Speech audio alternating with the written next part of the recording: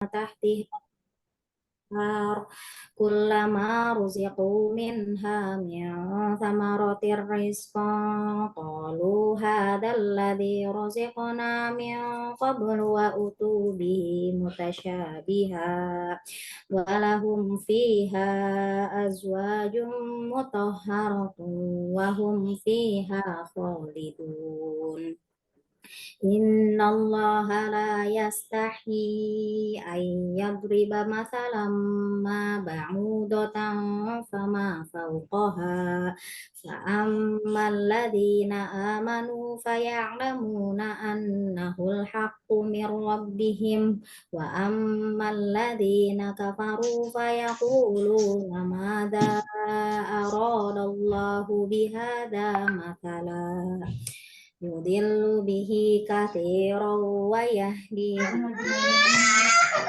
وما يضل به إلا الفاسقين الذين ينقضون عهد الله من بعد ميثاقه ويقطعون ما أمر الله به أن يوصل ويفسدون في الأرض أولئك هم الخاسرون كيف تكفرون بالله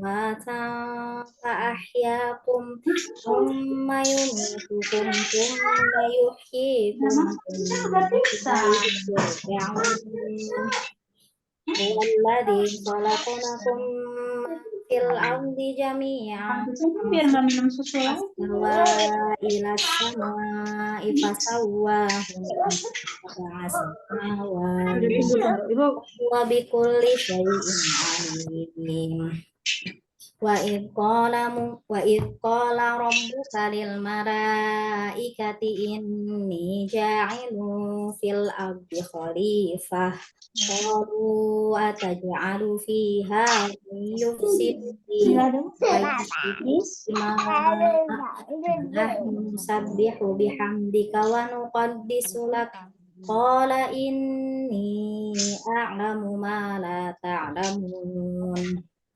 وعلم آدم الأسماء كلها ثم عرضهم على الملائكة فقال أنبئوني بأسماء هؤلاء إن كنتم صادقين قالوا سبحانك لا علم لنا إلا ما علمتنا إنك أنت العليم الحكيم قال يا آدم أنبئهم بأسمائهم فلما أنبأهم بأسمائهم قال ألم أقل لكم إني أعلم غيب السماوات والأرض وأعلم ما تبدون وما كنتم تكتمون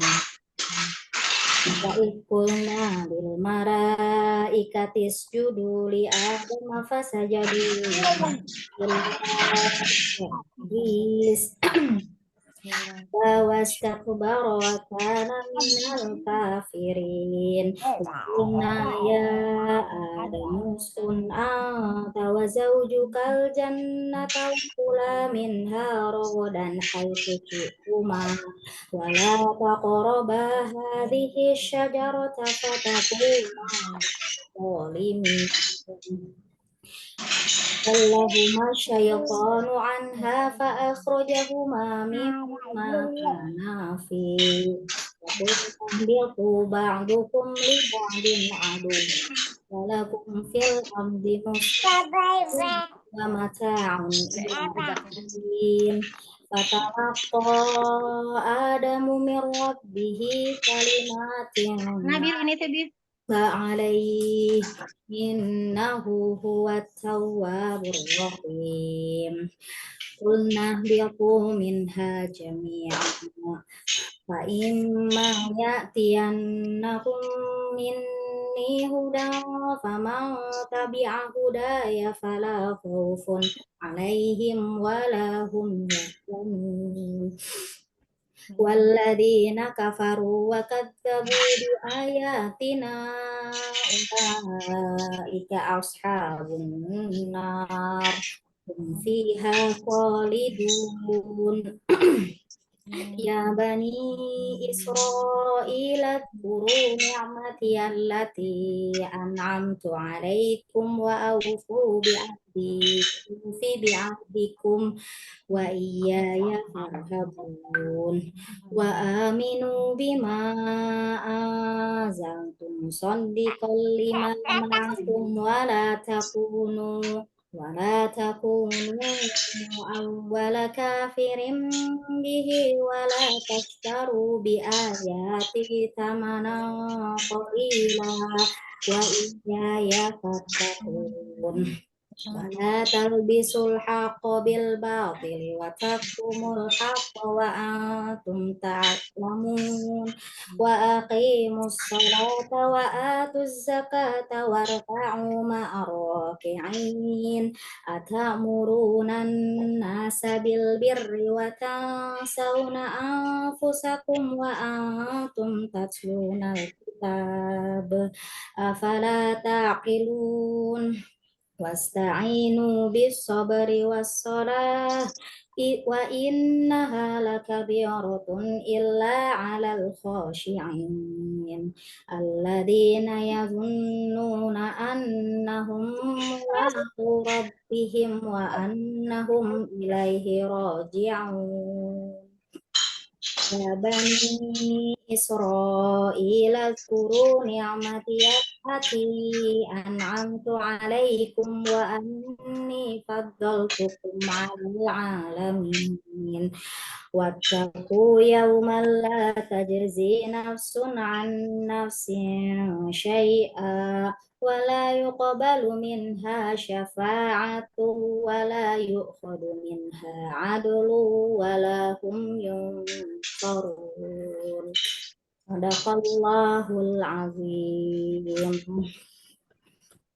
Ya, alhamdulillah teteh-teteh semua kita telah membaca tilawah bersama-sama surat Al-Baqarah ayat 25 sampai 48. Kita lanjut ke agenda selanjutnya yaitu perkenalan. Ya. Kenalan saya coba pilih 3 teteh-teteh ya. 3 teteh-teteh yang ada di partisipan. Teh Sarah, Teh Tika, dan Teh Anissa. Oke, ya. Boleh dari Teh Sarah dipersilahkan. Formatnya mungkin nama, domisili, aktivitas, dan perjalanan cerita sedikit tentang perjalanan mendalami sirah gitu kali ya. Secara singkat aja boleh. Silahkan Teh Sarah. Bismillahirrahmanirrahim. Assalamualaikum warahmatullahi wabarakatuh. Teteh-teteh semua, selamat pagi. Suara aku jelas ya? Jelas. Maaf ya sebelumnya nggak bisa on cam karena ini nyusuin. Ya. Salam kenal semua teteh-teteh. Namaku Sarah. Domisilinya saat ini di Tangerang. Kemudian ini udah kali kedua untuk ikut HSN. Tahun ini ikut lagi setelah tahun lalu pertama kalinya nyemplung. Alhamdulillah suka sekali dengan programnya dan terbantu sekali ya dengan saling belajar gitu ya. Aku sendiri juga belajar untuk mendalami karena terdorong untuk presentasi, kemudian juga ngedengarin penjelasan dari teteh-teteh semua, itu sangat membantu menyusun kepingan-kepingan puzzle lah terkait sirah nabawiyah ini. Dan alhamdulillah juga terbantu karena HSN ini jadi lebih gampang gitu untuk menyampaikan ataupun cerita-cerita ke anak tentang Nabi Muhammad SAW. Makanya jadi kepengen ikut lagi karena memang ya kalau sambil apa kalau lagi jadi pendengar gitu ya berasa kadang-kadang kan suka nggak fokus ya karena sambil ngomong anak segala macam jadi rasanya yang tahun lalu belum optimal karena pas yang lagi penyimak itu jadi kurang kurang apa ya kurang lengkap lah jadi makanya tahun ini ikut lagi supaya melengkapi seperti Ya, itu. Masya Allah. Jazakillah khair Teh Sarah. Salam kenal. Eh, ya hikmah menjadi presenter ya Teh Sarah ya. Jadi harus melotok dulu gitu sebelum bisa menjelaskan kepada yang lain. Masya Allah. Semoga bisa menjadi semangat kita semua. Selanjutnya kepada Teh Atika Almira untuk memperkenalkan diri juga dipersilahkan. Assalamualaikum. Perkenalkan Waalaikumsalam. nama saya Atika. Saat ini domisilinya di Boston, di US, lagi nemenin suami S2. Aktivitas sehari-hari sebagai ibu rumah tangga sambil bangun startup juga sama suami. Perjalanan mempelajari siroh ya. Hmm, saya tipikal orang yang maju mundur ternyata dalam mengerjakan banyak hal sehingga berada di dalam satu komunitas itu mempermudah menjaga sikap istiqomah, menjaga konsistensi. Jadi harapannya itu sih yang bisa dipupuk. Soalnya tanpa mengambil inspirasi dari siroh, dari apa yang dijalani oleh Rasulullah, kayaknya kita akan kehilangan navigasi dalam menjalani kehidupan dan juga membangun apa yang lebih ideal gitu dari kekacauan yang terjadi di berbagai sektor yang kita lihat di hari ini. Itu aja sih. Terima Ya, kasih. Alhamdulillah, jazakillah khair, Teh Tika.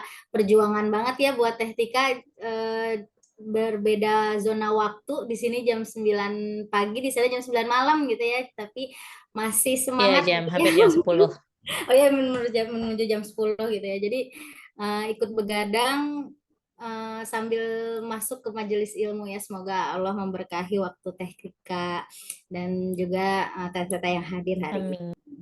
Kemudian lanjut ke Teh Anisah, Teh Anisah Fajar, Teh Anisah. Ya, Silakan. Assalamualaikum. Waalaikumsalam. Perkenalkan, nama saya Anissa. Domisili sekarang tinggal di Tokyo, tapi kebetulan lagi ada di Indonesia. Jadi alhamdulillah. Dan alhamdulillah ada waktu. Jujur ini aku baru kedua kalinya sebetulnya ini Oh, ikut Masya Sirona Nabawi. Ya ini mohon maaf ya.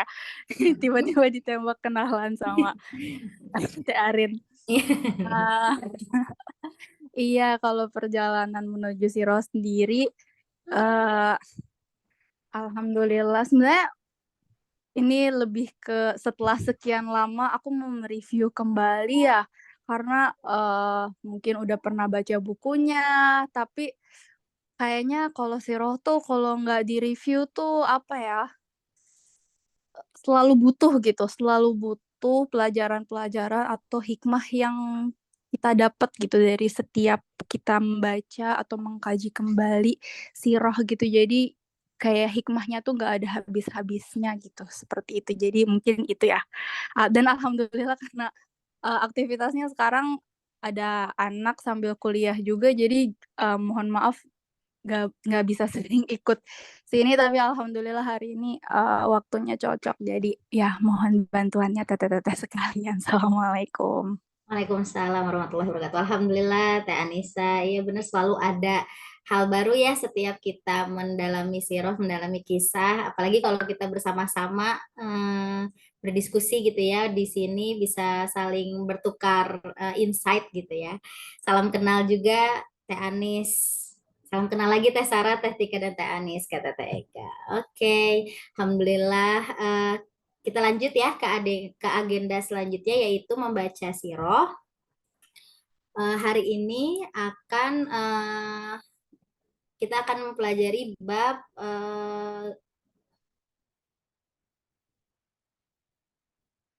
ya membaca buku siroh. Materi utamanya yaitu mengenal Jazirah Arab secara geografis dan kondisi bangsa Arab jahiliyah. Kita membaca buku sirah dulu masing-masing selama kurang lebih 30 menit ya. Kita akan bertemu lagi jam 10.30 ya, 10.30. Mangga teteh-teteh semua dibuka buku sirahnya dan dipersilahkan untuk dibaca. Dimulai dari sekarang.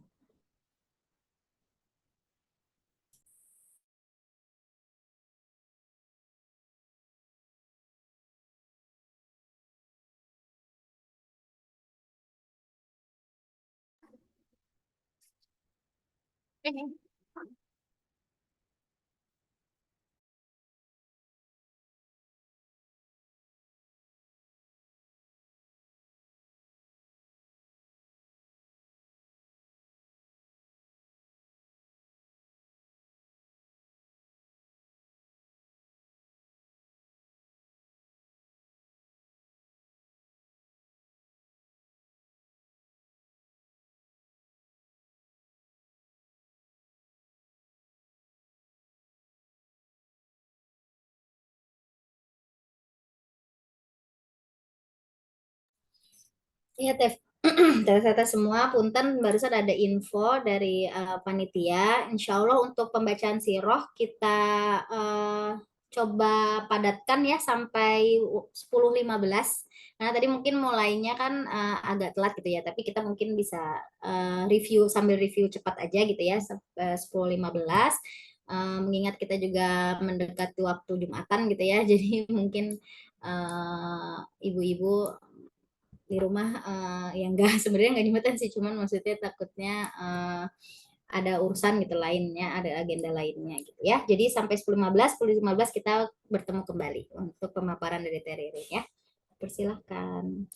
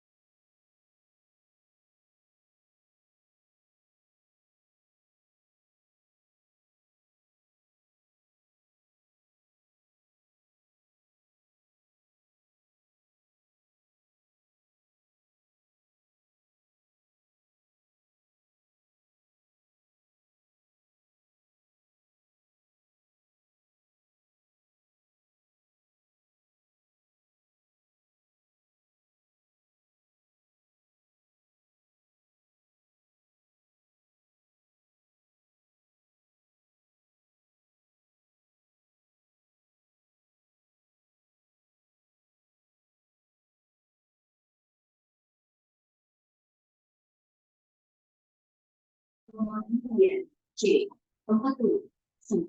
Silakan loket 15.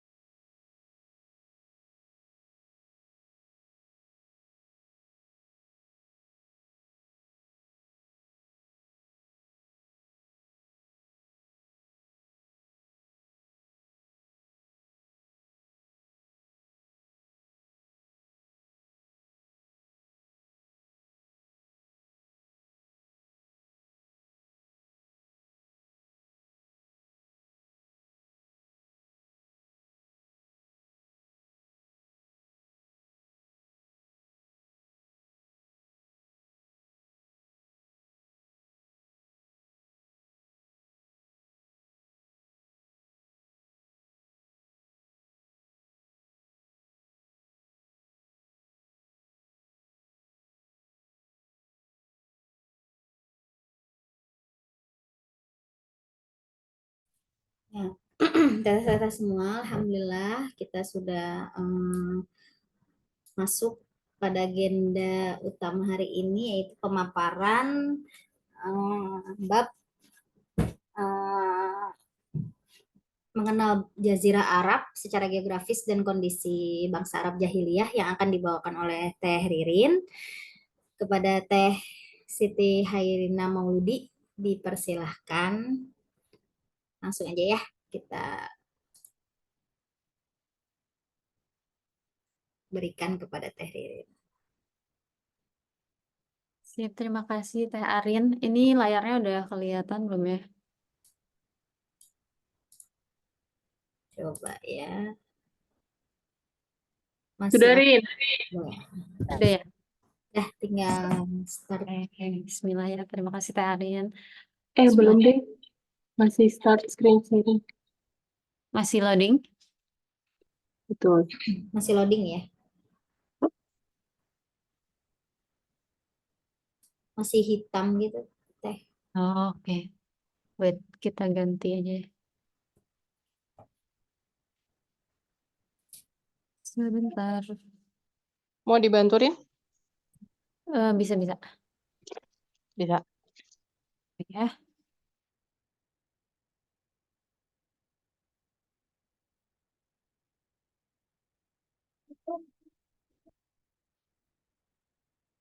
Ini udah kelihatan belum ya?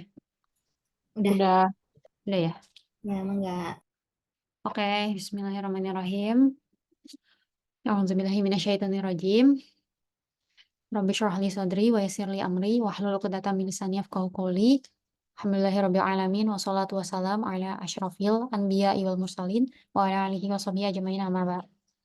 Assalamualaikum warahmatullahi wabarakatuh. Teteh-teteh peserta halaqah sirah nabawiyah yang semoga selalu dirahmati Allah. Alhamdulillah, syukur kepada Allah Subhanahu wa taala yang telah memberikan kita kesempatan gitu ya di sini untuk berkumpul untuk mengkaji kehidupan Nabi kita Muhammad SAW. Maka dari itu mari kita panjatkan sholawat dan salam kepada junjungan kita Nabi Muhammad SAW yang telah membawa risalah Al-Quran sampai hari ini gitu ya sebagai pedoman kita sampai akhir zaman nanti. Nah, sebelumnya izinkan saya perkenalan diri terlebih dahulu. Mungkin ada yang baru kenal juga, atau ada yang belum kenal juga. Nama saya Siti Maulida Khairina, biasanya dipanggil Ririn. Insya Allah hari ini akan berbagi salah satu episode Sirah Nabawiyah yang berjudul Kondisi Geografis Jazirah Arab dan Kondisi Arab Jahiliyah. Punten ada suara-suaranya ya. Punten. Oke. Bismillahirrahmanirrahim. Nah, ini ada beberapa poin yang akan saya bahas hari ini. Ada 8 poin utama. Yang pertama, kenapa poin ini penting untuk diketahui oleh kita. Kemudian yang kedua, kondisi peradaban dunia itu seperti apa. Kemudian yang ketiga, Jazirah Arab secara geografis. Kemudian yang keempat, agama bangsa Arab. Kemudian yang kelima, kondisi sosial bangsa Arab. Kemudian kondisi politik, kondisi ekonomi, dan terakhir kita bisa menyimpulkan kenapa akhirnya Allah memilih Jazirah Arab sebagai tempat turunnya Islam gitu ya. Ini nggak direkam, nggak apa-apa ya? Enggak. Sudah, Rin? Oh, udah ya. Sip. Kasih. Nah, kenapa sih mungkin ada yang bertanya gitu ya, kenapa harus dimulai dengan materi ini gitu? Kenapa kita harus tahu dulu kondisi geografis Jazirah Arab itu seperti apa, kondisi geopolitik dunia itu seperti apa gitu? Karena Sirah Nabawiyah itu kan perjalanan Nabi untuk mengeluarkan manusia yang berada dalam kegelapan, dalam kejahiliahan menuju cahaya gitu. Dan kita nggak mungkin tahu ini bahwa kehadiran Nabi itu membawa kebaikan tanpa kita tahu dulu kondisi sebelumnya itu seperti apa gitu, sebobrok apa gitu. Kalau kata Ustadz Alfandi, kondisi jahiliyah itu bukan serta-merta bodoh doang, tapi bobrok gitu ya, bener-bener kondisi yang tidak layak di masyarakat gitu, yang sangat buruk gitu. Seperti apa nanti akan kita lihat lebih lanjut ya. Nah, makanya gambaran tersebut tidak utuh tanpa pengetahuan kondisi umat sebelum datangnya Islam gitu. Dan nggak cuma kondisi di Arab saja, tetapi juga nanti kita akan bahas kondisi di seluruh dunia saat itu seperti apa gitu ya, gambaran umumnya. Nah, pada saat itu sebelum Islam hadir di dunia ini, ada 2 negara adidaya yang menguasai dunia, yaitu negara atau wilayah Romawi sama wilayah Persia gitu ya. Kalau Romawi sekarang mungkin kita kenalnya Eropa gitu ya. Kalau Persia, Irak dan sekitarnya gitu. Ini 2 negara yang berkuasa pada saat itu. Tapi di balik kekuasaannya apa apakah maju gitu ya secara moralnya gitu, apakah secara sosialnya baik gitu, akan kita tinjau lebih lanjut di slide berikutnya. Nah, untuk Romawi ini ternyata di balik kemegahan bangunannya gitu ya, tapi ternyata banyak kebobrokan yang terjadi gitu. Di mana di sana terjadi maraknya penjajahan untuk menyebarkan agama Kristen. Kemudian juga di sana tuh kondisinya banyaknya orang yang sangat-sangat kaya, tetapi di saat itu juga banyak golongan yang sangat-sangat miskin gitu. Jadi gap-nya sangat besar gitu antara yang kaya dengan yang miskin. Kemudian juga di sini meskipun mereka tuh beragama Kristen gitu ya, tapi mereka mempermainkan itu sesuai dengan hasrat nafsu gitu dan ketamakan mereka. Jadi tidak berjalan sebagaimana yang diperintahkan Nabi Isa gitu. Ajarannya sudah menyimpang. Kemudian dari sisi akhlak juga kemaksiatan merajalela, kekejian, kezaliman semuanya dapat dilihat gitu ya di fase itu. Kemudian juga pada saat itu juga berlimpahnya pemasukan negara dan berlipat gandanya setoran pajak. Ini ada satu kutipan juga dari buku yang aku baca. Eropa masa ini seperti mayat seorang lelaki gemuk yang mati dan telah membusuk bangkainya. Dunia masa itu seperti orang yang lumpuh yang tak mampu bergerak, hingga munculnya Muhammad. Eropa masa itu hidup dalam kebodohan dan buta tulisan. Mereka telah kehilangan nilai-nilai kemanusiaan. Para intelektual Eropa masih berselisih, perempuan itu manusia ataukah hewan?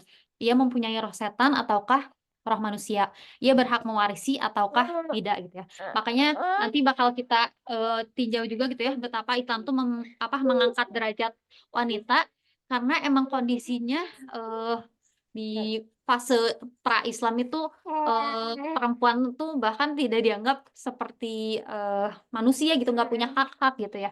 Makanya itu bagaimana Islam ternyata memberikan hak untuk wanita. Nah, kemudian yang kedua Persia gitu. Di sini ada terjadi sistem golongan gitu, ada banyak kaisar, raja-raja, ada golongan paranormal juga, dan juga ada golongan rakyat biasa yang ternyata sangat-sangat fakir gitu. Di sini juga berkembang berbagai gagasan keagamaan dan filsafat yang ternyata ajarannya juga saling bertentangan gitu. Contohnya misalnya di sini ada Zoroaster, di sini di sini ajarannya tuh dia membolehkan pernikahan dengan ibu, dengan putri sendiri atau dengan saudara perempuan sendiri gitu. Terus ada juga agama Majusi. Di sini salah satu alirannya ada Mazdakisme. Ya. Aman.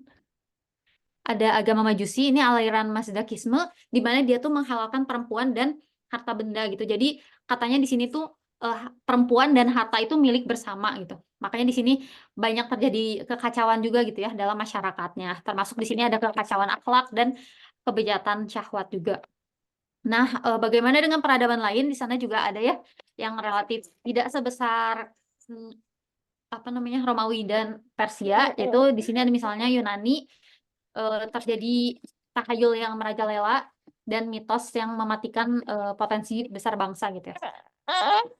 Terus yang kedua ada Hindustan atau India. Di sini tuh fase terendah dari sisi keagamaan, moral, dan sosial. Kalau yang disampaikan salah satu ustadz itu salah satu kebobrokannya tuh bahkan mereka ada yang pernah menyembah ada yang pernah menyembah tikus gitu ya. Si masyarakat Hindustan ini tuh pada saat itu. Jadi serendah itu gitu dari sisi keagamaan maupun moral. Kemudian yang ketiga dari peradaban Cina gitu, ini menerapkan paham materialisme, terus filsafatnya juga teoretis, tidak praktis, karena memang orientasinya hanya keuangan saja. Terus peradabannya juga tertutup, dan mereka hanya ingin mensejahterakan negara mereka sendiri gitu, wilayah mereka sendiri. Nah, inspirasinya apa yang bisa dipetik dari beberapa scene tadi gitu ya? Beberapa poin tadi, yang pertama yaitu seyogianya kita mengetahui bahwa penyebab kemerosotan, kekacauan, dan kemalangan mereka itu adalah kebudayaan dan peradaban yang hanya mengutamakan nilai-nilai materi tanpa didasari idealisme yang memandu mereka menuju jalan yang benar dan lurus. Sebab semua peradaban itu dengan aneka macam pilar dan rupanya hanyalah sarana dan upaya. Tidak adanya pemikiran yang benar dan cita-cita yang tepat menyebabkan peradaban itu dijadikan sarana untuk membawa mereka pada kemerosotan dan kebingungan gitu. Jadi yang utama adalah meskipun mereka punya gedung-gedung yang mewah gitu, tanpa mereka punya pemikiran yang benar yang bersumber dari Allah gitu ya, itu tidak akan mengubah peradaban menjadi baik gitu. Jadi itulah yang ternyata pada akhirnya dibawa Islam gitu ya, nilai-nilai ilahiyah. Nah, lantas bagaimana dengan Jazirah Arab? Nah, secara geografis ya teman-teman, ini coba dipelajari juga untuk petanya mungkin, karena bakal banyak lokasi yang kita akan sebut gitu ya di episode-episode berikutnya.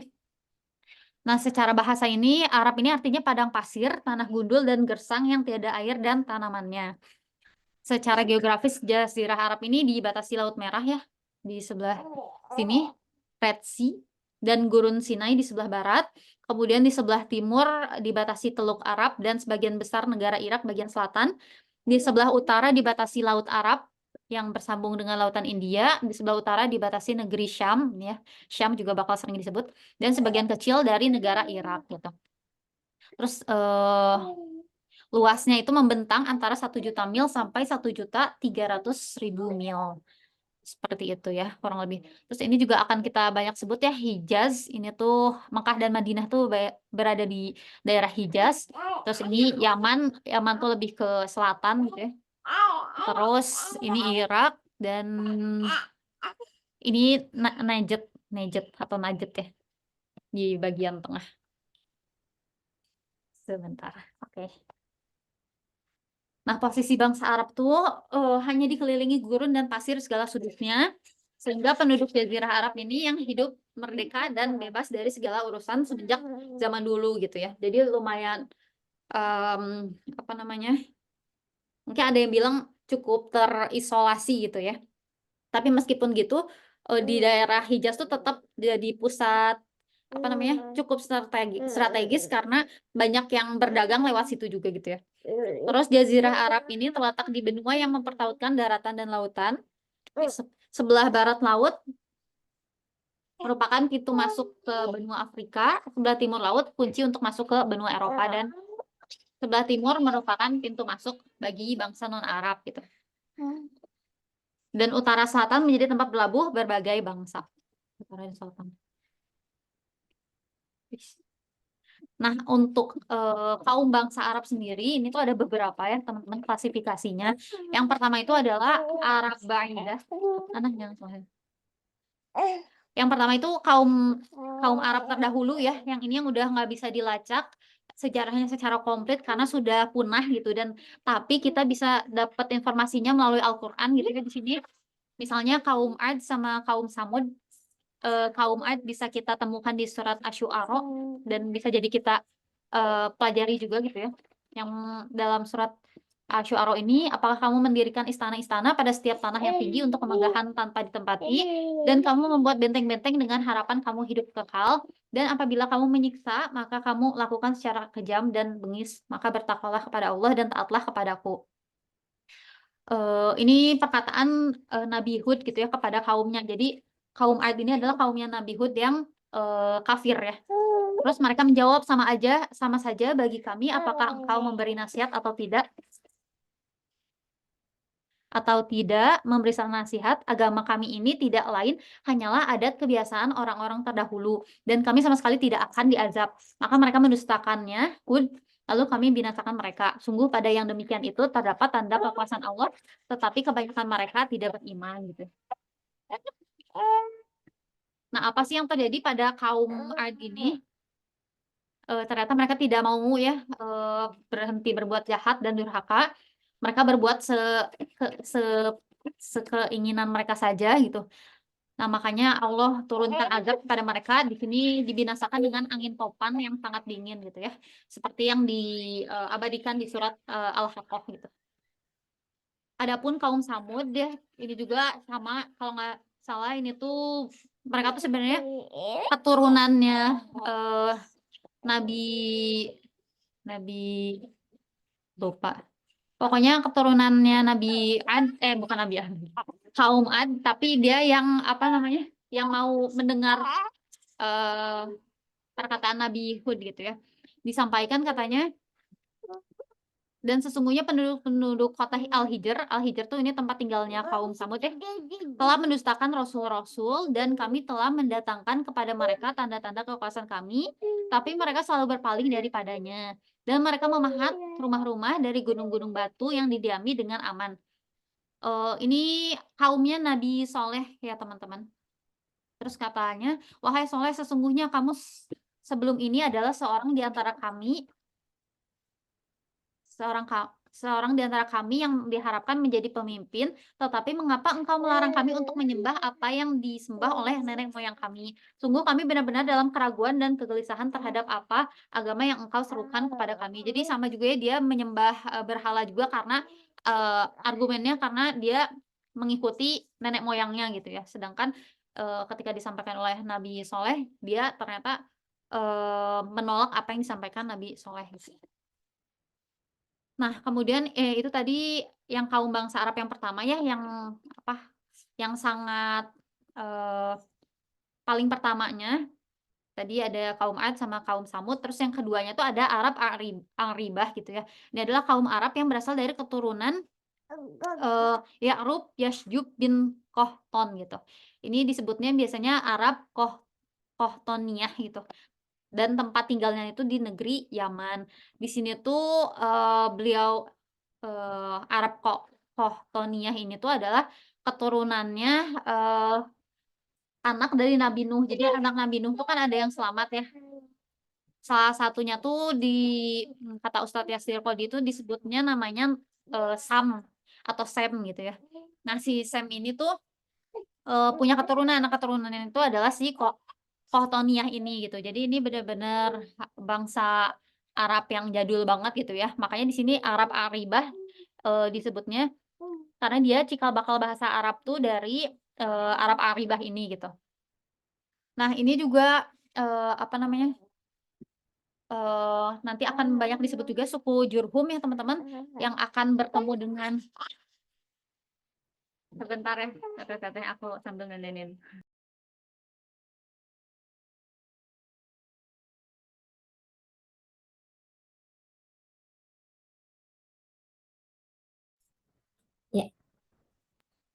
Ya, punten teteh. Dilanjut ya. Terus tadi yang kedua, sorry. Yang termasuk Arab Aribah juga adalah suku Jurhum ya. Ini nanti akan mungkin bakal disebut-sebut di pertemuan berikutnya. Jadi suku Jurhum ini yang akan bertemu dengan Nabi Ismail dan Ibunda Hajar gitu ya. Nanti di Hijaz atau di Mekah itu, di daerah Mekah gitu. Terus yang ketiga adalah Arab Musta'robah gitu ya, yaitu kaum-kaum Arab yang berasal dari keturunan Ismail gitu. Jadi ini nanti kan Ismail dan Hajar akan bertemu dengan suku Jurhum ini, akhirnya akan punya anak dan keturunan, dan ini yang disebut dengan Arab Musta'robah gitu. Jadi campuran antara Taniyah dengan turunan Nabi Ibrahim gitu. Kalau Nabi Ibrahim kan berasal dari negeri Irak gitu. Gitu. Nah, agama bangsa Arab itu sebenarnya bangsa Arab itu mengikuti dakwahnya Ismail gitu ya. Sebenarnya menyembah kepada Allah, mengesahkannya dan memeluk agamanya. Makanya masih ada gitu ya sisa-sisa agama Nabi Ibrahim seperti ibadah tawaf, haji, terus juga masih ada mereka masih menjalankan bukan perintah ya, yang bulan haram itu tuh masih ada gitu ya di zaman itu.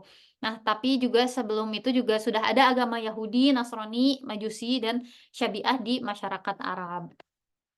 Nah, terus gimana sampai akhirnya bisa muncul berhala gitu ya di bangsa Arab ini. Jadi ada seseorang namanya Amr bin Luhai. Ini tuh adalah trendsetter paganisme gitu ya. Nah, sebenarnya dia tuh orangnya tuh baik gitu ya. Dia dikenal sebagai orang yang suka berbuat kebaikan, mengeluarkan sedekah, respek terhadap urusan agama. Nah, sampai akhirnya dia tuh pergi ke Syam dan melihat penduduknya menyembah berhala. Nah, pada saat itu tuh Syam tuh negeri yang mungkin relatif lebih maju gitu ya dibandingkan daerah Mekah gitu. Makanya si Amr bin Luhai itu terkesima gitu melihat ini orang-orangnya pada pada maju gitu. Oh, ternyata orang maju tuh menyembah berhala katanya gitu. Oh, ternyata kalau menyembah berhala tuh itu bisa membantu kita mendekatkan diri kepada Allah gitu. Akhirnya si Amr bin Luhai itu terinspirasi gitu ya dari masyarakat Syam itu untuk menyembah berhala. Akhirnya dia bawalah berhala-berhala itu ke Mekah gitu. Dan semenjak itu ya dia menyebarkan itu, dan itu tuh kalau nggak salah 500 tahun sebelum kelahiran Rasulullah gitu. Jadi selama 500 tahun itu ya paganisme ini merajalela gitu gara-gara si Amr bin Luhai ini gitu. Nah, inspirasinya kalau kata Syekh Yasir Qadhi ini, simply because a nation is more powerful doesn't mean they are closer to the truth than us. We have people who have credential from the best university but aren't adhered to Sunnah and Quran gitu. Jadi maksudnya misalnya yang bisa kita pelajari dari sekarang, kita melihat mungkin ada negara-negara di luar sana atau peradaban di luar sana yang nampaknya lebih maju gitu ya secara infrastruktur gitu. Tapi belum tentu dia tuh lebih baik secara moral gitu ya daripada kita gitu. Apalagi ya pasti kita secara sebagai seorang muslim pasti ajaran kita jauh lebih baik daripada mereka gitu. Mungkin aku pernah dengar juga gitu ya ngelihat dari Instagram sih. Jadi kayak ada orang yang ngomong, oh itu tuh orang-orang karena aku tinggal di Jepang ya. Jadi katanya misalnya itu tuh orang-orang Jepang tuh lebih beragama daripada kita gitu karena mereka lebih bersih, lebih disiplin gitu. Tapi kan padahal mereka nggak ngelihat juga di balik itu banyak juga tindakan-tindakan yang tidak sesuai dengan moral gitu ya. Mereka mabok-mabokan setiap weekend gitu, misalnya pagi-pagi tidur di pinggir jalan gitu. Dan betapa mereka banyak yang bunuh diri gitu. Itu juga kan perilaku yang tidak sesuai dengan ajaran agama juga gitu ya. Dan apakah itu berarti mereka lebih baik dari kita? Kan enggak juga gitu ya. Jadi maksudnya adalah kita harus punya kepercayaan juga gitu ya bahwa dengan kita punya kepercayaan terhadap Allah itu tuh membuat kita jauh lebih baik daripada orang-orang yang tidak beragama gitu. Jangan sampai kita ngelihat, oh ya udah berarti kan kita nggak butuh agama untuk menjadi orang baik gitu, nggak kayak gitu ya. Tapi tetap ya mungkin banyak yang harus diperbaiki dari kita gitu secara kebersihan, kedisiplinan gitu. Tapi bukan berarti kita tidak lebih baik dari orang yang tidak beragama gitu. Terus di sini berikutnya adalah ilmu bangsa Arab ya, ada beberapa. Yang pertama ilmu nasab, ilmu rasi bintang, tanggal kelahiran, dan tabir mimpi gitu. Tapi mereka tuh nggak punya ilmu yang kayak orang Romawi gitu ya, ilmu-ilmu filsafat gitu, atau ilmu-ilmu yang ya berbau keagamaan juga mereka tuh nggak punya gitu ya. Satu set keilmuannya tuh kayak negeri lain gitu, cuman sebatas ini aja gitu. Makanya nanti akan kita telusuri ya kenapa pada akhirnya terpilih juga bangsa Arab sebagai pemegang risalah pertama. Nah, ini juga ada ya tradisi dan upacaranya bangsa Arab gitu yang sangat menyimpang gitu, dan ini juga diinisiasi sama Amr bin Luhai tadi. Yang pertama mengelilingi berhala, berkomat-kamit di hadapannya, terus ada menunaikan haji dan tawaf di sekeliling berhala, terus menyajikan berbagai kurban gitu ya, menyembelih hewan peliharaan, terus juga mengkhususkan sebagian dari makanan dan minuman untuk berhala, kemudian bernazar menyajikan sebagian hasil tanaman dan ternak untuk berhala, pokoknya semuanya berkutat untuk berhala gitu ya. Ini juga ada perjudian, terus mereka percaya perkataan peramal, paranormal, terus juga mereka meramal nasib juga gitu ya. Tapi ada sebenarnya sahabat yang tidak menerapkan ini gitu ya, tidak mengikuti tradisi ini. Salah satunya adalah Khadijah binti Khuwailid, istri Rasulullah ya. Dan yang kedua juga sepupunya Waraqah bin Naufal juga. Kalau nggak salah ada 2 lagi, cuman aku lupa namanya. Nah, sedangkan kondisi sosialnya seperti apa? Jadi terdapat beberapa kelas masyarakat, terus juga landasan aturan sosialnya adalah fanatisme rasial dan marga gitu ya, betapa mereka sangat apa ya, melihat gitu ya, ini orang mana gitu, backgroundnya apa gitu, marganya apa gitu. Nanti akan lebih dibahas detail di episode berikutnya mungkin ya. Terus yang ketiga adalah hubungan seseorang dengan keluarga di kalangan bangsawan sangat diunggulkan dan diprioritaskan, dihormati dan dijaga sekalipun harus dengan pedang yang terhunus gitu ya. Kita melihat betapa pamannya Rasulullah gitu ya sangat ya menjaga keluarganya sendiri yaitu Rasulullah gitu kan. Itu salah satu contohnya. Kemudian pergaulan seorang laki-laki dengan saudaranya, anak saudaranya dan kerabatnya sangat rapat dan dekat. Mereka hidup untuk fanatisme kabilah dan mati pun karenanya. Kemudian perzinaan tidak dianggap aib yang mengotori keturunan gitu. Jadi perzinaan juga merajalela gitu ya, sama seperti di peradaban lain. Terus berikutnya adalah ini yang mungkin kita semua udah tahu juga tentang mengubur hidup-hidup anak perempuan karena takut aib dan karena kemunafikan. Sini. Terus mereka juga membunuh anak laki-laki karena takut miskin dan lapar. Nah, ini diabadikan juga di dalam Al-Quran, teman-teman, di surat An-Nahl ayat 58. Padahal apabila seorang dari mereka diberi kabar dengan kelahiran anak perempuan, wajahnya menjadi hitam, merah padam, dan dia sangat marah. Itu kondisi terkait perempuan ya. Terus juga wanita di Jazirah Arab tuh tidak memiliki hak material. Mereka tidak memiliki sesuatu pun dan hak untuk diwarisi. Namun justru mereka mewariskan perempuan. Wanita kala itu bagai barang dagangan yang diperebutkan warisannya itu. Makanya nanti kita akan melihat ya ketika Rasulullah datang dan Rasulullah memberikan banyak keutamaan sebagai seorang wanita gitu ya. Salah satunya kita tetap mendapat warisan gitu, tetap mendapatkan hak-hak yang meningkatkan derajat kita sebagai seorang manusia gitu, sebagai seorang perempuan. Nah, ini ya, setelah datang Islam, Rasulullah mengubah kondisi ini. Barang siapa mempunyai 3 anak perempuan, lalu ia mendidiknya, mengajarinya, dan menyayanginya, maka ia pasti akan masuk surga. Lalu Rasulullah ditanya, wahai Rasulullah, kalau 2 anak perempuan? Beliau menjawab, meskipun hanya 2 anak perempuan. Perawi lain ada yang berkata juga, ada yang mengatakan, seandainya mereka bertanya kepada beliau, bagaimana kalau 1 anak? Niscaya beliau juga akan menjawab hal yang sama. Nah, terus juga ini ada kisah yang lucu juga gitu, bukan lucu sih, menarik juga ya dari kisahnya Umar bin Khattab itu ketika masa jahiliyah juga kan beliau menyembah berhala juga gitu ya, terus ditanya, ada sahabat yang bertanya gitu, apakah kalian memiliki akal saat itu gitu.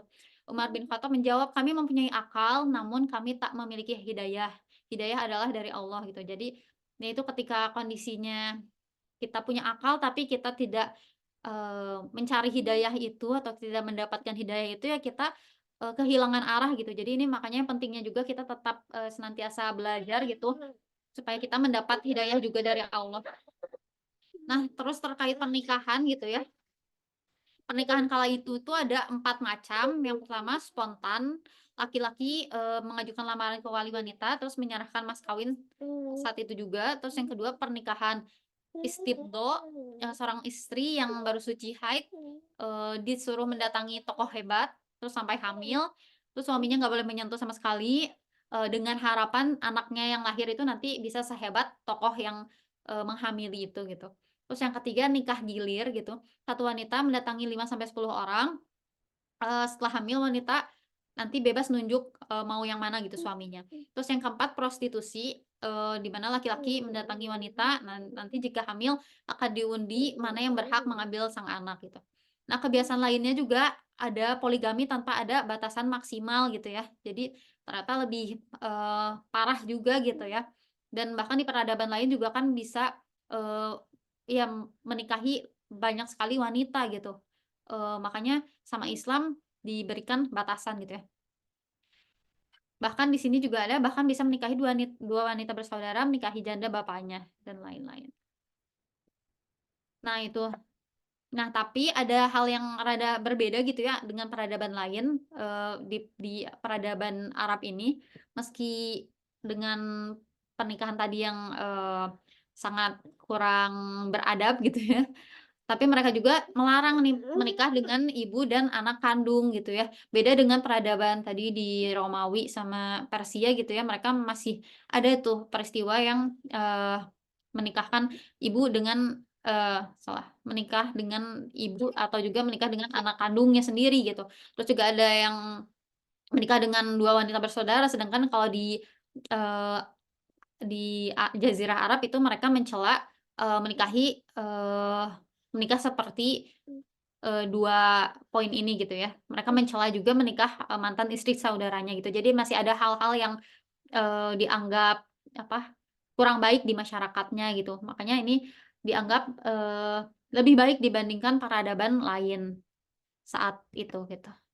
Nah, untuk kondisi politiknya seperti apa? Kondisi politiknya itu sistemnya diktator gitu. Manusia dibedakan antara tuan dan budak, terus pemimpin dan rakyat. Nah, para tuan tuh berhak atas semua harta, rampasan, dan kekayaan, dan hamba diwajibkan membayar denda dan pajak. Terus rakyat itu semakin terpuruk dan dilingkupi kezoliman. Mereka tidak punya raja yang memberikan kemerdekaan, jadi kan mereka sistemnya kabilah-kabilah aja gitu ya yang banyak. Eh Tuh makanya mereka nggak ada raja yang memberikan kemerdekaan yang bisa menjadikan tempat kembali dan bisa diandalkan saat menghadapi kesulitan gitu. Nah, kekuasaan di Hijaz itu tadi ya, tempat Mekah, Madinah gitu dan sekitarnya, itu tuh memiliki kehormatan tersendiri sebagai pusat kekuasaan agama, tapi kekuasaannya sangat lemah gitu ya, karena sistem politiknya sangat sederhana. Nah, kondisi ekonominya sendiri seperti apa? Di sini ada beberapa poin. Yang pertama, perdagangan merupakan sarana yang paling dominan untuk memenuhi kebutuhan hidup. Kemudian jalur-jalur perdagangan tidak bisa dikuasai kecuali jika sanggup memegang kendali keamanan dan perdamaian. Kemudian kondisi aman hanya pada bulan-bulan suci. Saat itu dibuka pasar Arab. Terus berkembang juga perindustrian atau kerajinan, ada pertanian juga, pengembangan hewan ternak. Kemudian kemiskinan, kelaparan, dan orang-orang telanjang merupakan pemandangan yang biasa. Nah, jadi kenapa sih ternyata gitu ya hikmahnya terpilih Jazirah Arab sebagai tempat Rasulullah hadir gitu ya di dunia ini.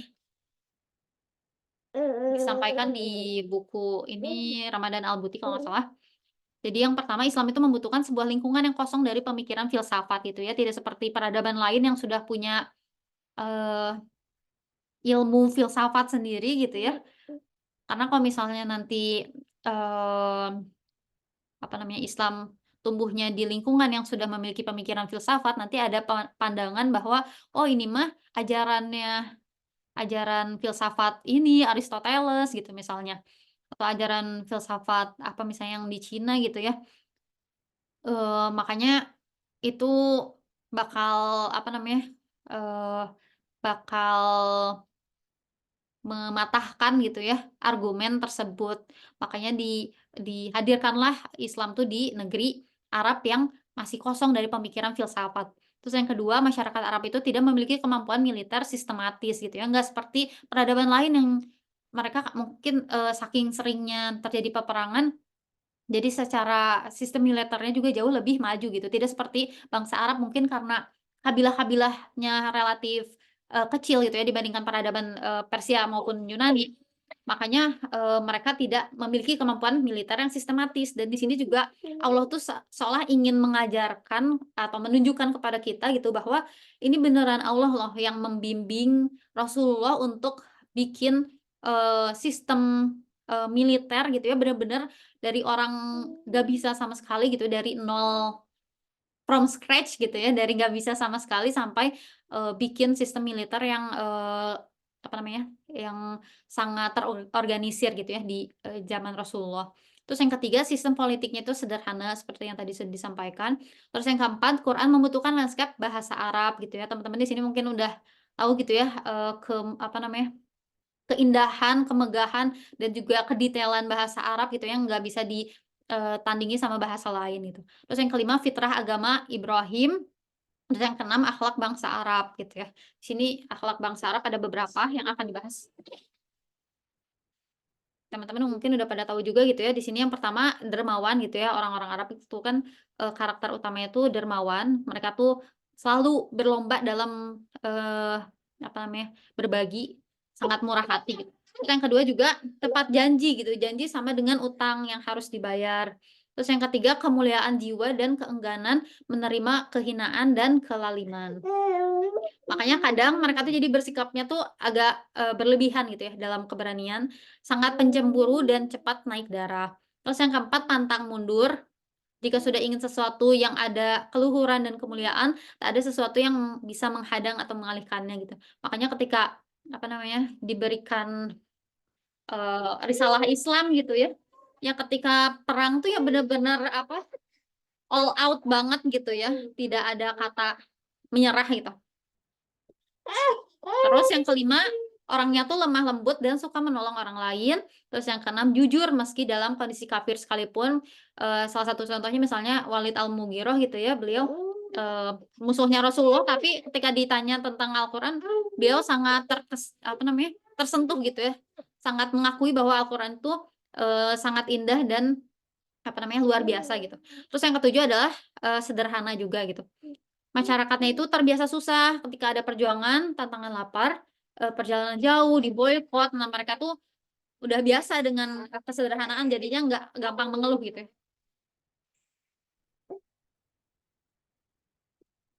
Nah, ini juga disampaikannya oleh Prof. Dr. Zaid bin Abdul Karim tentang sebab terpilihnya Jazirah Arab. Jadi di sini disampaikan Jazirah Arab itu wilayah yang panas, tidak ada kekuatan yang mampu menaklukkannya dari kalangan yang tidak menyukai agama Islam.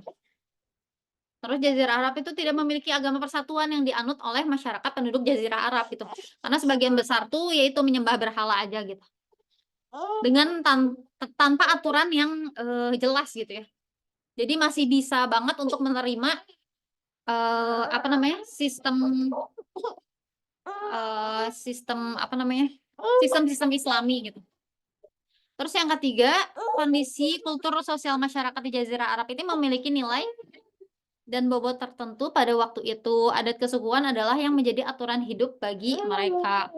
Nah, berikutnya orang yang tinggal di Jazirah Arab, khususnya yang tinggal Madinah, mereka jauh dari pengaruh kehidupan kota. Jadi lebih mudah untuk diberikan apa namanya, diberikan pemahaman baru gitu ya dengan Islam gitu, pemikiran Islam. Terus juga yang keempat, Jazirah Arab itu secara geografis terletak di tengah-tengah peta dunia, sehingga dianggap strategis gitu ya untuk penyebaran Islam gitu. Terus yang kelima, keunggulan bahasa Arab dan luasnya penyebaran. Ini tadi sudah disampaikan juga ya. Terus yang keenam, kota Makkah memiliki keutamaan dengan banyak pengunjung yang datang. Dan yang ketujuh, Ibnu Khaldun berkata dalam mukadimahnya, penduduk Jazirah Arab adalah manusia pertengahan berdasarkan segi perawakan tubuh, warna kulit, akhlak, dan agama kepercayaan, hingga mayoritas nabi-nabi yang diutus berasal dari belahan dunia Arab. Kita belum mendengar adanya berita kenabian yang muncul dari belahan selatan atau belahan utara dunia ini, karena nabi dan rasul harus memiliki kesempurnaan dari segi fisik dan moral. Ya, kita mungkin tahu juga gitu ya, ya orang Arab tuh cantik-cantik, ganteng-ganteng gitu, sehingga ketika menyebarkan syariat Islam pertama tuh apa namanya, bisa lebih mudah diterima gitu ya. Nah, inspirasinya apa yang bisa dipetik? karakteristik mereka itu atau bangsa Arab tadi seperti bahan baku yang belum diolah dengan bahan lain, masih menampakkan fitrah kemanusiaan dan kecenderungan yang sehat dan kuat serta cenderung kepada kemanusiaan yang mulia seperti setia, penolong, dermawan, rasa harga diri dan juga kesucian. Nah, ini kalau dari kata Ustadz Afandi ya, sebelum membuat bangunan gitu ya, kita membuat peradaban yang besar, perlu adanya kelayakan lahan dan lingkungan sekitar agar terjamin keberhasilan suatu proyek itu gitu ya. Kita harus lihat dulu feasibility study-nya dulu gitu ya. Nah, salah menentukan tempat itu proyek bisa gagal gitu. Di sini makanya Allah ngajarin kita gitu ya. Untuk memulai suatu proyek kita harus mastiin apa namanya tempatnya itu bener gak sih gitu. Nah, makanya melalui perjalanan Nabi ini ya Allah mengajarkan kita bagaimana membangun peradaban dari nol. Nah, ini masa diutusnya Nabi itu sangat susah dan berat ya. Walaupun demikian, Nabi mampu membangun peradaban hanya dalam waktu 20 tahun gitu. Beliau mampu membangun umat padahal beliau mulai dari nol. Karena itu, kita tak perlu putus asa dan tak membiarkan putus semangat menghinggapi hati kita. Kita memiliki 100 landasan untuk memulainya. Nabi SAW selama 20 tahun berkorban, bekerja keras, membuat perencanaan, berilmu, beramal, dan berjuang telah mampu mengubah bumi gitu. Jadi inspirasi juga buat kita ya, mungkin kita melihat kondisi negeri dengan berbagai ketidakidealannya gitu ya, tapi kita melihat pasti ada apa namanya potensi yang kita miliki sehingga kita nggak mulai dari nol gitu ya, sebagaimana yang dilakukan Nabi dahulu gitu. Jadi masih ada harapan gitu untuk kemajuan negeri kita. Nah di sini berikutnya adalah Romawi dan Persia peradabannya runtuh karena kehilangan kebenaran dan keadilan. Sementara itu, kaum muslimin mampu bangkit membawa panji-panji kemanusiaan ketika mereka berpegang teguh pada kebenaran dan keadilan. Namun saat kita kehilangan nilai-nilai tersebut, mereka pun tertinggal. Sebelumnya mereka memimpin, tapi setelah mereka kehilangan nilai kebenaran dan keadilan itu, mereka pun kehilangan gerbong peradaban itu gitu. Makanya ini pelajaran juga buat kita gitu. Kita harus berpegang teguh pada kebenaran dan keadilan untuk bisa memajukan peradaban. Nah, mungkin itu saja untuk sharingnya pada episode ini. Mohon maaf banget atas kekurangannya, terutama ini lagi kurang kondusif. Anak saya sedang ngantuk kayaknya. Semoga dimaafkan oleh teteh-teteh dan semoga tetap bisa diterima gitu ya ilmunya. Kurang lebihnya mohon maaf. Aku memohon tambahannya dari teman-teman teteh-teteh yang lain. Semoga bisa menambah ilmu dan manfaat kita pada hari ini. Sekian dari saya. Assalamualaikum warahmatullahi wabarakatuh. Jazakillah khair. Waalaikumsalam warahmatullahi wabarakatuh. Jazakillah khair, Masya Allah Teh Ririn atas pemaparannya terkait kondisi geografis Jazirah Arab yang begitu strategis ya dan menjadi peluang besar penyebaran agama Islam itu hadir gitu. Kemudian banyak banget ya yang bisa di-highlight sebenarnya. Selama ini seringkali kalau misalnya kita ngomongin tentang jahiliyah Arab, jahiliyah tentang ya mengapa Rasul dilahirkan di sana, yang sering di-highlight yang memang bagian jahiliyahnya gitu ya. Dan tapi ternyata ya memang bangsa Arab itu memiliki potensi maupun kemuliaan itu sendiri gitu yang merupakan kebaikan yang kalaupun kita misalnya melihat target dakwah gitu ya ke depannya gitu, kita bisa melihat ya kebaikan-kebaikan potensi dari target dakwah kita sendiri gitu ya. Itu yang mungkin sedikit ya dari saya. Kita lanjut ke sesi diskusi. Maka teteh-teteh yang mau menanggapi atau memberikan tambahan, membagi insight-nya, silahkan. Boleh raise hand dulu kali ya. Yang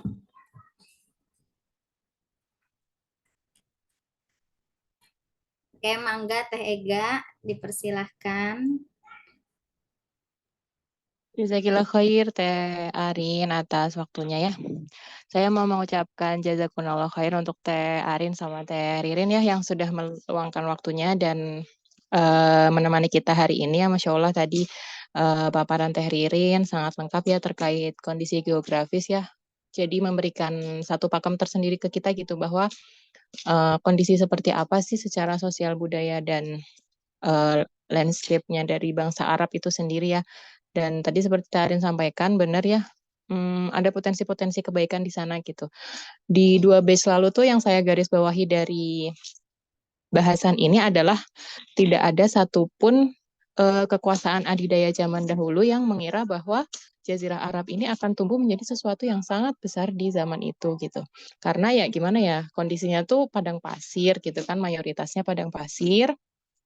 Terus kondisi apa namanya, dan tidak ada agama yang kuat gitu ya. Mungkin zaman dulu orang tuh perang untuk menyebarkan agamanya gitu-gitu kan. Nah tadi Ririn bilang bahwa tidak ada agama persatuan di Jazirah Arab ini sendiri gitu ya. Jadi nggak terlalu dilihat gitu kayaknya sama Romawi sama Persia gitu.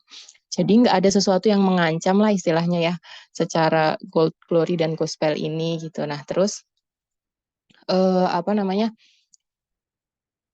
dan apa namanya, samping-sampingnya juga nggak ada yang apa menjanjikan gitu ya secara harta gitu. Nah, tapi di kali ini saya tadi sempat membaca sedikit di Sirah karya Kiai Munawar Khalil ya. Di situ tuh saya pas sampai ke bagian cara Kusoi, namanya ya pemerintahan Kusoi ya. Tadi pemerintahannya Hijaz ya, pemerintahan Hijaz waktu sampai ke tangan Kusoi itu keturunannya Adnan ya, Bani Ismail, kemudian lanjut ke Abdul Manaf, kemudian lanjut lagi ke Bani Hashim ya. Di situ tuh menjadi sangat terstruktur gitu ya, yang tadinya pemerintahannya tidak ada pembagian-pembagian secara teratur, tapi keturunan Bani Ismail ini ya membagi menjadi majelis-majelis yang memang sudah teratur gitu ya, ada urusan pengairan, ada urusan perang, ada urusan kesejahteraan Ka'bah, ada urusan pemimpin gitu ya dan sebagainya ya, urusan untuk para pendatang yang haji gitu. Jadi betapa itu menjadi sesuatu benih ya kalau saya lihatnya ya, benih yang akan mendukung sebenarnya akan mendukung dakwahnya Rasulullah ketika sudah melakukan pemekaran ke wilayah-wilayah lain di luar Jazirah Arab gitu. Karena mereka udah mulai latihan ya bagaimana petinggi-petinggi Quraisy yang nantinya juga sebagian besar akan login ya ke Islam ya kalau bahasanya gitu, akan membantu Nabi Muhammad dengan segala potensinya gitu, yang kalau di buku-buku sirah tuh kita bisa lihat bahwa orang yang paling jahat di masa jahiliyah itu akan menjadi salah satu pendukung Islam yang paling baik ketika dia sudah mau mengikuti Islam gitu ya. Balik lagi ke potensi-potensi kebaikan itu banyak sekali ya. Jadi itu sih mungkin ya teteh-teteh yang mau saya sampaikan di sesi berbagi insight hari ini. Semoga semakin ini ya melengkapi sudut pandang kita. Hatur nuhun teteh-teteh. Jazakillah khair Teh Ega untuk tambahan insight dan penjelasannya. Teman-teman, teteh-teteh semua ada yang masih mau menambahkan mungkin insight lainnya sambil tadi ada beberapa yang chat juga ya. Bentar saya bacain dulu ya.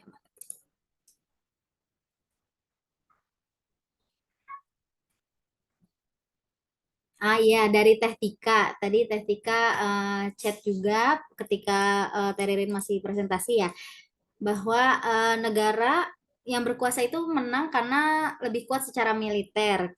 Terbukti dengan kemenangan perang mereka atau kemampuan menjaga hegemoni. Padahal belum tentu mereka lebih baik di aspek lainnya.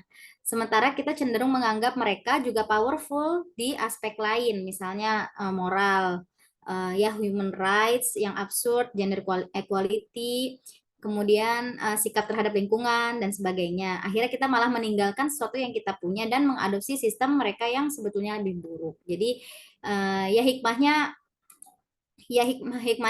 kita harus pede tadi ya kata Teh Ririn juga sudah dijelaskan, kita pede dengan risalah Islam itu sendiri gitu ya yang dibawa Rasulullah bahwa telah sempurna dan jangan kita justru mengikuti arus gitu, karena sebenarnya orang-orang yang non Islam juga sebenarnya mungkin secara moral tidak kokoh gitu ya, secara prinsip hidup juga tidak kokoh gitu.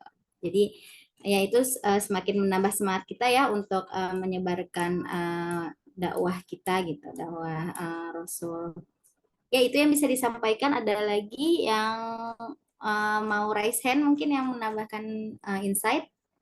Cukup?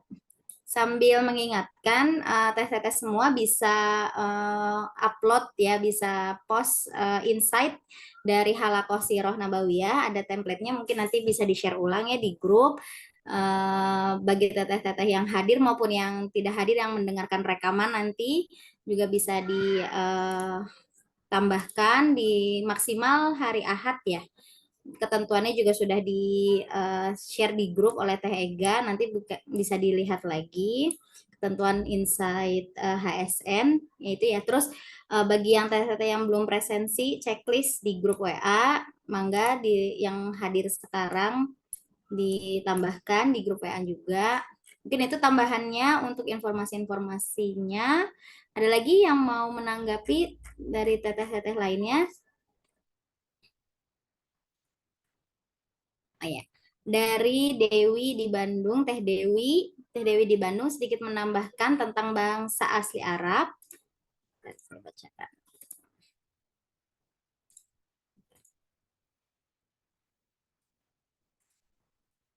Nah, sebelum Islam datang, tanah Arab dihuni oleh bangsa Semit yang keturunannya sekarang ialah Yahudi dan Arab. Sementara itu, penduduk asli Jazirah Arab adalah orang Badui yang tinggal di daerah pedalaman nan gersang dan tandus. Menurut sejarah, keturunan orang-orang keturunan Semit mewarisi peradaban kuno dan orang-orang Sumeria, kerajaan Babilonia, Assyria, kemudian serta raja-raja kerajaan-kerajaan lainnya di Funisia dan Arab Selatan. Sebutan Semit diambil dari Shem atau putra Nabi Nuh yang dipercaya sebagai leluhur mayoritas masyarakat Arabia. Ini salah satu sejarah bangsa Arab yang sebelum Islam datang ya, yang ada penghuni di Arab itu sendiri.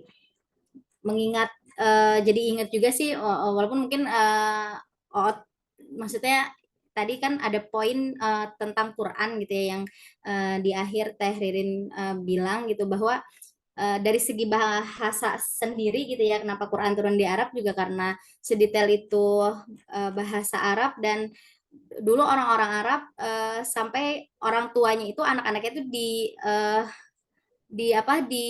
diajarkan untuk mengerti bahasa Arab aslinya gitu ya, bahasa Arab aslinya, bahasa Arab Baduy. Dan ketika Quran itu datang, melihat bahasa Arab Quran yang sempurna tuh sangat ya menakjubkan gitu ya bagi mereka yang mengerti syair, yang mengerti puisi gitu, yang mengerti bahasa Arab itu sendiri gitu. Ya, itu yang bisa disampaikan oleh Teh Dewi. Jazakillah khair. Ada tambahan lagi? Cukup? Saya nambahin dikit. Ya, silahkan. Jadi aku Teh. lupa nyampein juga. Aku baca Oh juga iya, gitu iya. yang Oh iya, tentang Teh. kaum Semit itu ya. Jadi yang Arab Aribah itu turunannya dari apa namanya, anaknya Nabi Nuh ya, yang namanya Sem itu.